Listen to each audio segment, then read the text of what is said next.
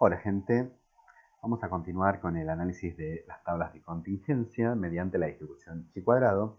En este caso, lo que se conocen como las pruebas de homogeneidad. La buena noticia es que la mecánica es exactamente la misma que vimos en el video anterior respecto de las pruebas de independencia, así que vamos a ir directamente a un ejemplo.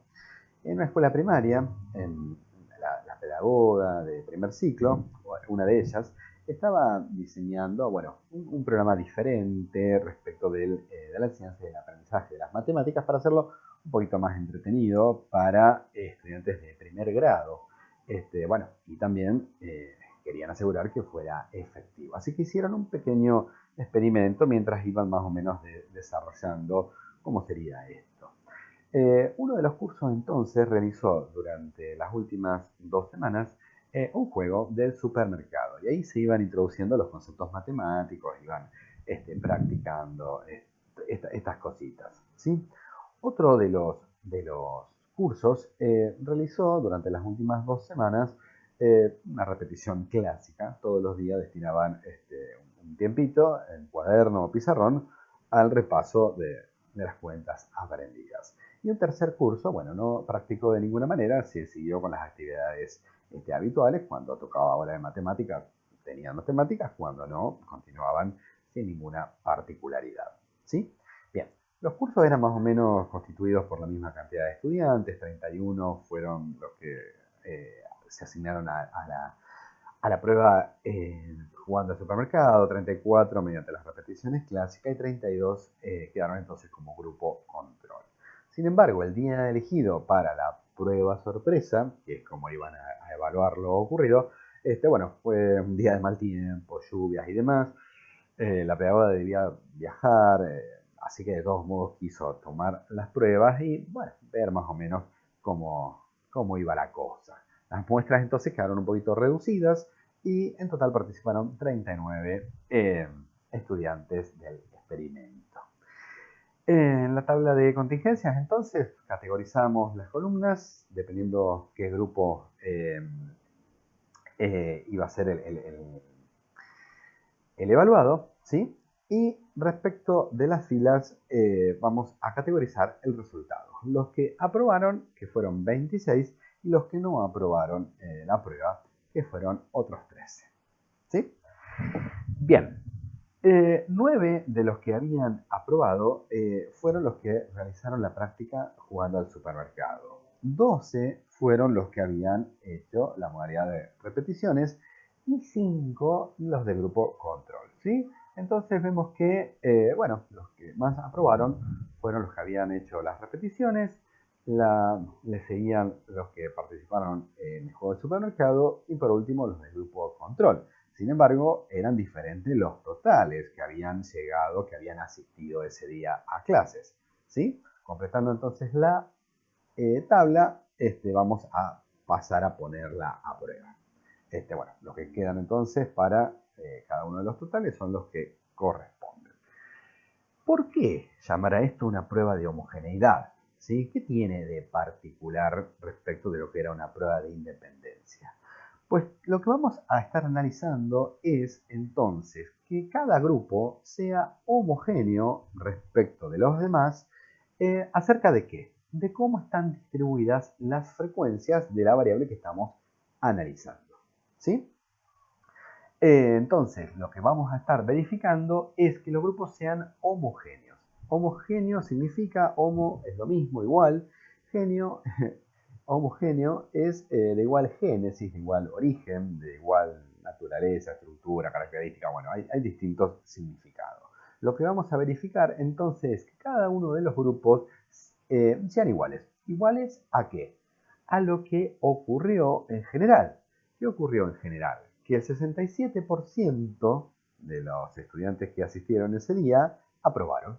Por lo tanto, esa es la homogeneidad que vamos a verificar. Los otros 33% no aprobaron. Entonces, si no hubiera habido ningún efecto en las distintas modalidades de enseñanza, ¿qué deberíamos encontrar? En cada grupo la misma proporción de aprobados. ¿Sí? Un 67% en cada uno de ellos y lo mismo de no aprobados. ¿Sí?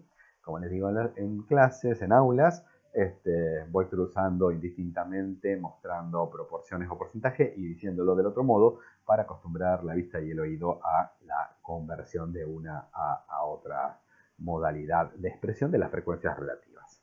Pues bien, ahora bien, alguien podría pensar o preguntarse, ¿pero acaso no hicimos lo mismo en las pruebas de independencia? ¿No verificamos también que sean homogéneas las proporciones que encontramos en las distintas columnas o en las distintas filas? Y la respuesta es que sí. Y la respuesta es que sí. Pero ¿qué pasaba? En las pruebas de independencia lo que nos interesaba conocer era si había relación entre las variables que estábamos estudiando, si estaban relacionadas o lo que ocurriera en una no tuviera nada que ver con la otra. Alguien podría preguntar, pero ¿y acaso acá no estamos haciendo también eso? ¿Acaso no estamos relacionando y estableciendo? De hecho, son análisis de relaciones, todo lo que estamos viendo respecto de esta aplicación de pruebas chi cuadrado. Por un lado tenemos la variable modalidad de enseñanza con sus tres categorías y también podemos pensar que el resultado es la otra variable con lo que pasa en la prueba. Y efectivamente esto también es cierto. Entonces, ¿por qué? ¿Por qué justificar un nombre diferente? Pues en lo que es la estadística matemática no hay ninguna diferencia, pero en la estadística metodológica hay una pequeña diferencia en cuanto al sentido y se manifiesta en lo que se conocen como los marginales fijos. ¿Se acuerdan que dijimos que los subtotales de cada columna y de cada fila se conocen como marginales? ¿Sí? ¿Por qué? Porque están al margen de la tabla. Estos marginales en este caso, ¿por qué se llaman fijos? Porque no tienen libertad para variar luego del estudio. Nosotros decidimos qué estudiantes iban a pertenecer a cada uno de los grupos. ¿Sí? Por lo tanto, no es una variable dependiente de nuestro estudio, sino una variable independiente.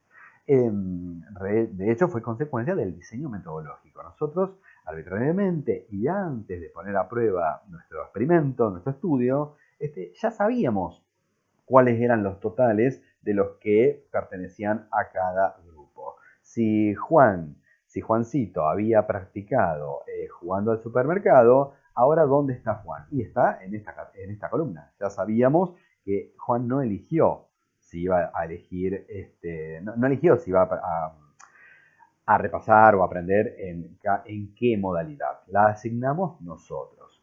Luego, ¿qué pasó? Bueno, cambiaron los totales porque justamente fue un día de lluvia. Ahora, si lo que hubiéramos estado estudiando hubiese sido, de pronto, no sé, ¿qué explica que algunos estudiantes asistan a clase en los días de lluvia y que no? ¿Con qué tiene eso que ver o qué? Bueno, ahí sí, estos serían variables dependientes. Nosotros no sabríamos qué alumnos asistían y cuáles no. Pero eso no fue lo estudiado. Nosotros simplemente teníamos tres grupos y a ellos habíamos asignado los estudiantes sin que ellos puedan elegirlo. ¿Sí? Por lo tanto, estos marginales fueron fijos. En cambio, la variable que está en este momento mostrada en las filas sí es una variable dependiente. Nosotros no sabíamos antes de realizar el estudio quiénes iban a aprobar y quiénes no.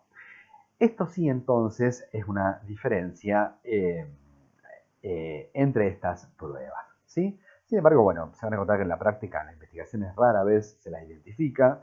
Y bueno, de hecho algunos programas estadísticos ni siquiera las distinguen. ¿Por qué? Porque en realidad son la misma cosa, o sea, depende cómo las encaremos. Pero mejor llamar las cosas por su nombre. Esta es una prueba de homogeneidad. Si es una prueba de homogeneidad, lo que estaremos poniendo a prueba es la homogeneidad entre los grupos. ¿Sí?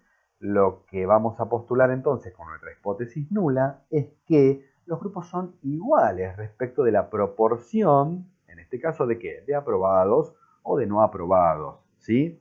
Son homogéneos entre sí. La proporción de aprobados es la misma para cada modalidad de enseñanza o de cualquier otra manera retórica con el mismo significado en que lo quieran expresar. Si nosotros entonces logramos rechazar la hipótesis nula, ¿qué estaremos verificando? Que son distintas las proporciones. Si son distintas las proporciones de lo que está ocurriendo aquí, bueno, entonces algo está pasando. Algún efecto habrá en la distinta modalidad de enseñanza aplicada, ¿verdad? Pues bien, Como quedaba mucho por desarrollar de la prueba y demás, y debían continuarse ajustando las reglas del juego del supermercado, bueno, distintas cuestiones, fuimos bastante permisivos en cuanto al nivel de significación a aplicar, para ver si valía la pena seguir desarrollando, si prometía algún resultado, o si directamente, bueno, no perdamos el tiempo con esto porque los niños muy contentos, pero de matemáticas no se está aprendiendo nada. Entonces pusimos a prueba esto a un 25%. ¿Sí? Bien. Las frecuencias observadas sabemos son las que verificamos en el estudio y ya plasmamos en la tabla de contingencia. Lo que necesitamos ahora conocer son las frecuencias esperadas. Y ya sabemos, porque lo vimos en el video anterior, que para cada casilla entonces obtenemos la frecuencia esperada multiplicando sus totales marginales y dividiéndolos por el total general. El resultado de esta cuenta en este caso nos da 7,33. Bueno, y hacemos lo mismo para cada una de las categorías, para cada una de las casillas de las contingencias cruzadas. La pregunta ahora es, ¿hay frecuencias esperadas menores que 5?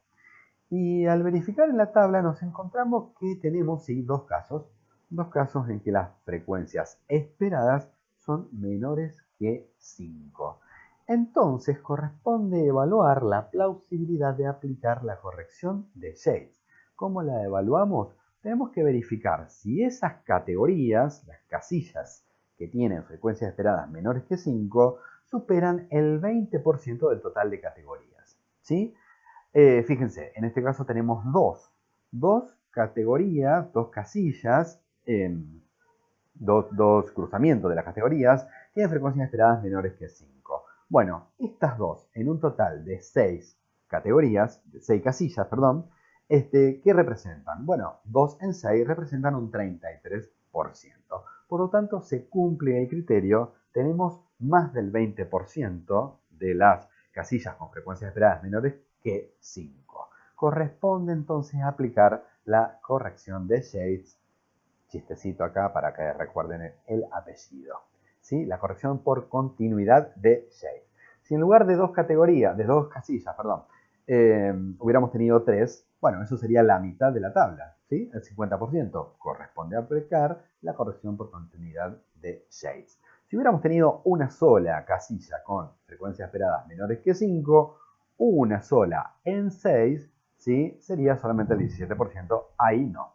El criterio es superar un 20%. ¿20% de qué? Del total de contingencias cruzadas, del total de categorías cruzadas, del total de casillas, como fue en nuestro caso. ¿Y por qué hacemos esto? Porque si miramos un poquito la fórmula, vean que la frecuencia esperada tiene un papel preponderante, ¿sí? En cuanto a que constituye nuestro denominador. Nosotros estamos dividiendo por la frecuencia esperada. Cuando las frecuencias esperadas son muy bajitas, este resultado va a ser muy grande, ¿verdad? Acumulándose entonces casilla por casilla, se nos va a hacer cada vez más grande. Y un chi cuadrado grande que va a implicar alejarnos mucho de la nulidad, por lo tanto, tener que rechazar la hipótesis nula. Pero incluso por demás, más allá de la probabilidad de cometer ese error tipo 1, tenemos un sesgo que nos lleva a cometerlo. Entonces, como de lo que hay que cuidarse mucho es de la sal y del error tipo 1, es que ajustamos, modificamos un poquito esta formulita para no incurrir en ese sesgo, para no aumentar las probabilidades de cometer ese error tipo 1. ¿Y cómo la modificamos? De modo muy sencillo, simplemente a la diferencia entre las frecuencias observadas y esperadas, en cuanto a su valor absoluto, o sea, nos desprendemos del signo, si es positiva, la dejamos positiva y si es negativa, la convertimos a positiva, le vamos a achicar un poquito más el resultado. ¿Cómo lo achicamos? Restándole media unidad de chi cuadrado parcial. O sea, restamos a la frecuencia observada a la frecuencia esperada, nos quedamos con el valor absoluto quitándole el signo y le restamos 0,5 más. Y continuamos la fórmula, como siempre, elevamos al cuadrado y dividimos por la frecuencia esperada. Pregunta típica que sale cuando tenemos oportunidad de consultas esta corrección la aplicamos solamente a las contingencias cruzadas, solamente a las casillas donde estaban las frecuencias esperadas menores que 5, no, las aplicamos a todas. Fíjense que estamos modificando la fórmula madre, por decirlo de algún modo, ¿sí?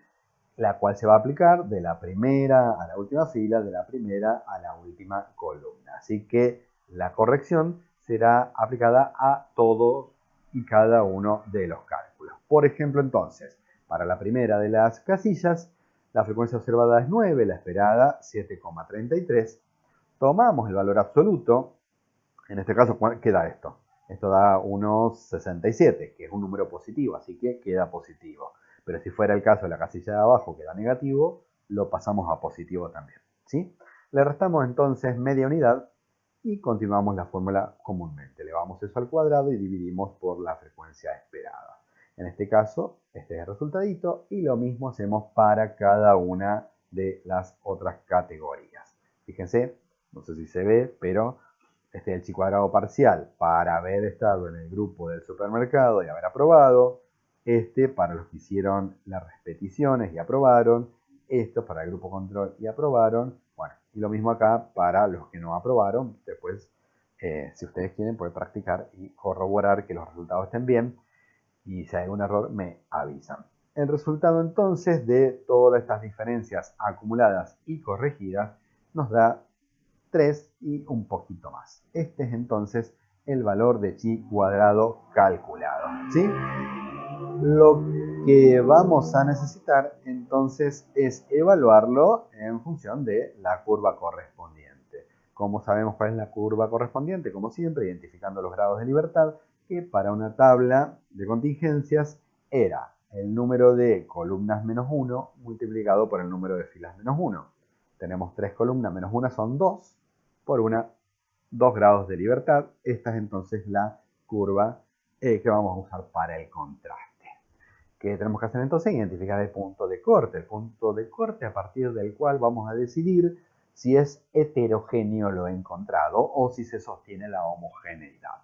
Entonces, yendo para un nivel de significación del 25%, vemos en la curva de 2 grados de libertad que nos corresponde un 2,77. Este es entonces el punto de corte, que va a delimitar las zonas de rechazo o de aceptación de la hipótesis nula, ¿sí? ¿Y qué fue lo que nos pasó? Bueno, nuestro chi cuadrado calculado cae en la zona de rechazo, ¿sí? Fue más extremo que lo que establecimos como punto de corte, o sea que rechazamos la hipótesis nula. Si rechazamos la hipótesis nula, no podemos seguir sosteniendo que haya homogeneidad entre los grupos, por lo tanto son heterogéneos. Por lo tanto, hubo algún efecto que tendrá algo que ver entre las modalidades de enseñanza y el resultado de esta prueba, ¿sí? La profesora entonces, la pedagoga entonces, dijo, bueno, está interesante, continuemos desarrollando estas modalidades para ver si mejoramos los resultados. Verifiquemos el p-valor y seguimos charlando de esto. Vamos entonces con nuestro estadístico de prueba, 3, casi 1, y nos encontramos que, ¿cuál es el más cercano? Bueno, acá lo vemos. También un 25%, pero recordemos que no es lo mismo redondear desde la derecha que desde la izquierda, ¿sí? 3,1 casi está pasado, por lo tanto, nuestro p-valor real será un poquito menor que este 25%, ¿sí? Fíjense algo, ¿qué pasaría, mirando la gráfica, ¿no? Si nosotros no rechazamos la hipótesis nula, nuestro estadístico de prueba calculado, el chi cuadrado es muy bajito, cercano a 0, ¿sí? Y resulta que nos olvidamos de aplicar la corrección de Shades. ¿Qué pasaría? No pasa nada. No pasa nada, ¿por qué? Porque la corrección de Shades, ¿qué implica? Hacer más chico el valor de chi cuadrado. Por lo tanto, si no rechazamos la hipótesis nula con un chi cuadrado sin corrección de Shades, al corregirlo tampoco lo vamos a rechazar porque el G² se va a hacer todavía más chiquitito. Sin embargo, vamos a estar informando un p-valor que no es el que corresponde, ¿sí? Pues bien, rechazamos la hipótesis nula, ¿sí? Sabemos entonces que no da lo mismo lo que pasó en cada uno de los grupos, pero ¿qué pasó? Recordemos que entonces podíamos aplicar un coeficiente de asociación o de simetría o de contingencias para verificar, bueno, este efecto que entonces se está dando, ¿es mucho, es poco? ¿Qué onda? La formulita era muy sencilla, la raíz cuadrada del chi cuadrado obtenido, dividido el tamaño de la muestra multiplicado por lo más pequeño entre el número de filas menos 1 o el número de columnas menos 1. En nuestro caso, chi cuadrado es 3,096 y en S39, ¿qué tenemos menos? ¿Filas o columnas? Tenemos menos filas. Por lo tanto, 2 filas menos 1 nos da 1.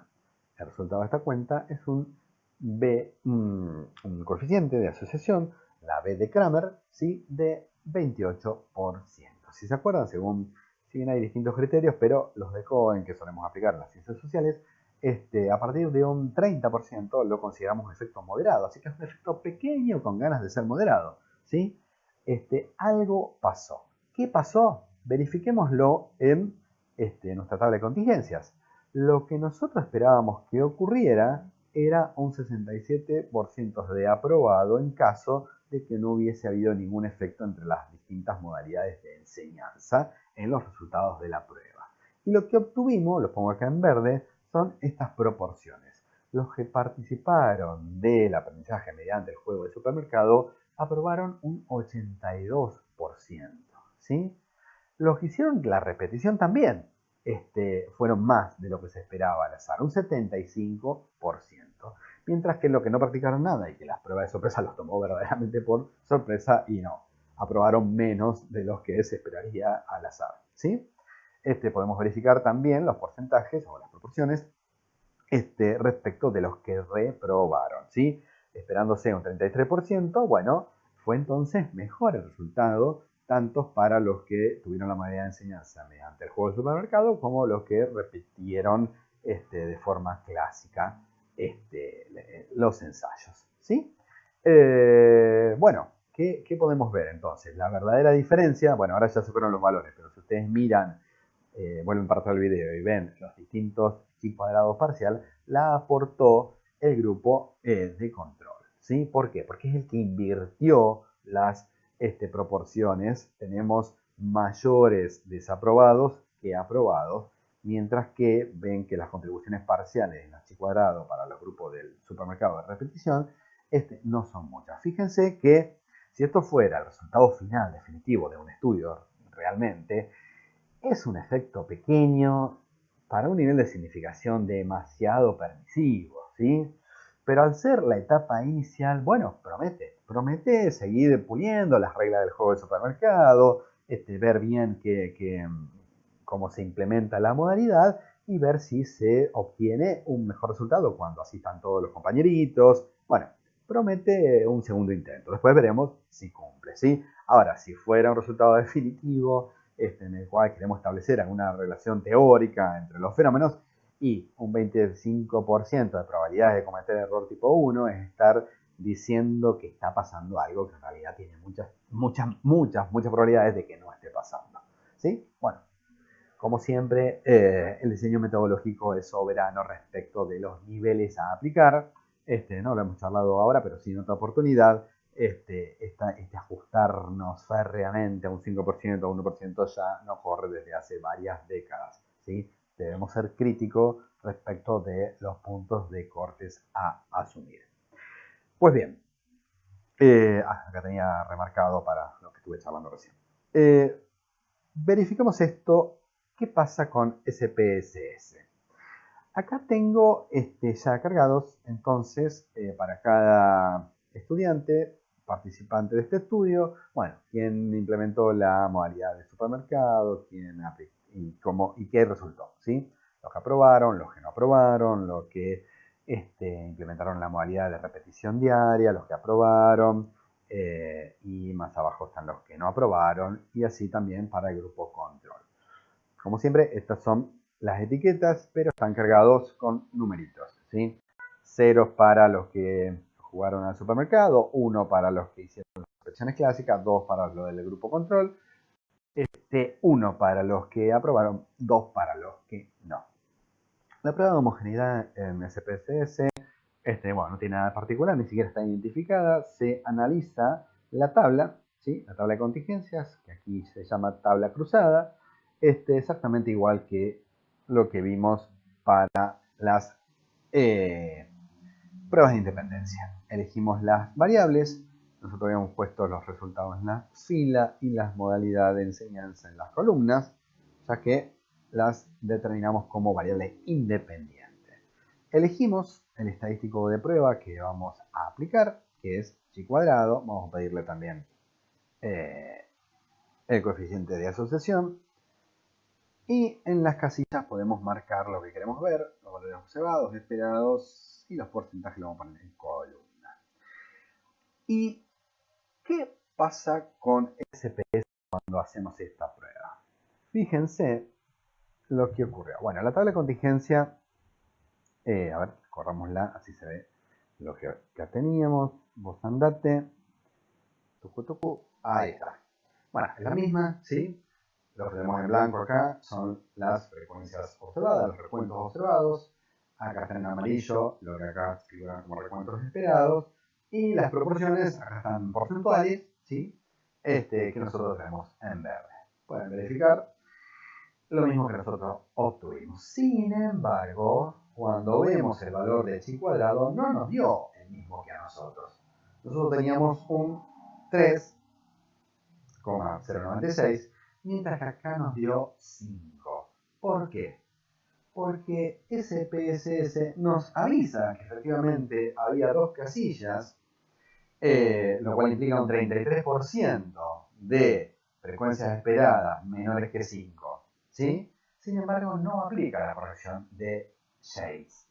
Así que tenemos acá el valor chi cuadrado para una curva de 2 grados de libertad, con otra significación muchísimo más baja, obviamente, porque el chi cuadrado sin corregir es más grande, ¿sí? Nos da una diferencia mayor. Hay que tener cuidado con eso cuando uno usa SPSS.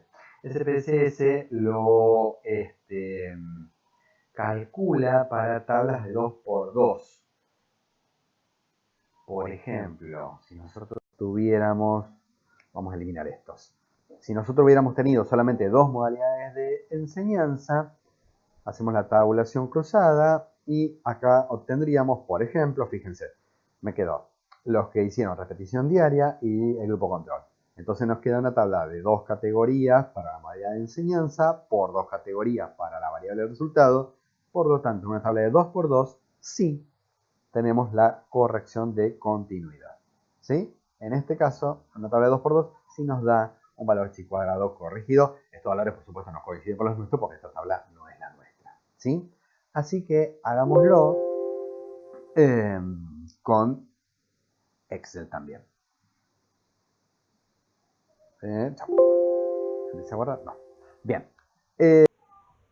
Vamos a usar entonces el mismo Excel que teníamos hecho en el video anterior para la prueba de independencia. Pongámoslo un poquito más grande. Bueno, y cambiemos los datos. Acá teníamos entonces los resultados que iban a ser aprobado y no aprobado. Luego aquí arriba vamos a poner las modalidades de enseñanza, modalidad de enseñanza, que teníamos los que jugaron en el supermercado, pero teníamos una categoría más. Vamos a insertar con el botón derecho y agregamos acá los que hicieron repeticiones. Y luego los que funcionaron como control, ¿sí? Bueno, completemos los datos. Los datos eran, ¿qué eran? 9 y 2 para la primera, así que tenemos 9 aquí, 2 aquí. En repeticiones hubo 12 y 4. Y en control 5 y 7. ¿Qué nos falta? Copiar y pegar las sumitas. Control insert copia, shift Shift Insert pega. Esperen que me equivoqué de botón. Control Insert, Shift Insert. Y lo mismo vamos a hacer con los calculitos de las frecuencias esperadas y de los chicuadrados parciales. ¿Sí? Fíjense, entonces, ¿qué tenemos? Agrandemos aquí. Ahí está. Tenemos el mismo chi cuadrado que nos dio SPSS, ¿sí? Se acuerdan que era 5, y el p-valor no es el mismo porque nosotros lo habíamos calculado para una tabla de 2 por 2, o sea, para 1 grado de libertad, y ahora tenemos 2 grados de libertad, ¿sí? Ahí está, ahora sí es el mismo que habíamos visto recién. Pero nosotros queremos aplicar la corrección de shades. Así que vamos a poner acá shades, y ahí vamos a poner el valor enseguida, ¿sí? ¿Cuál es la corrección de shades? Modificar entonces en la fórmula con la cual calculamos los chi cuadrados parciales, ¿qué cosa? Antes de elevar al cuadrado con la función potencia, ¿qué hacíamos? Calculábamos el valor absoluto de esa diferencia.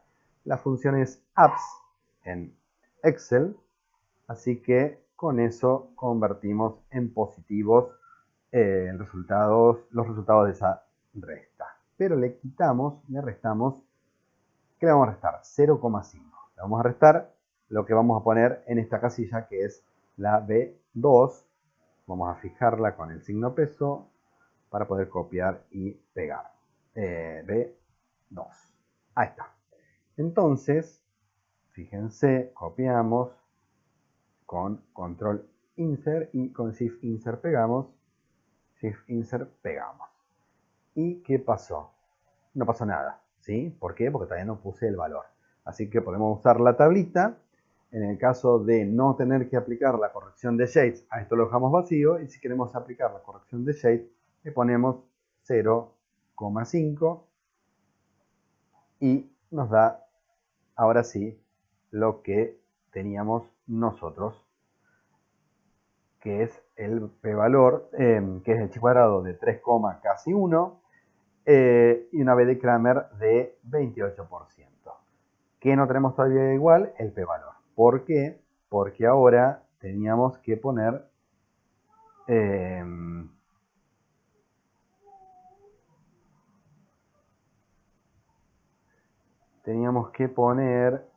no, está bien, el p-valor está bien, es el que teníamos efectivamente. ¿Dónde está?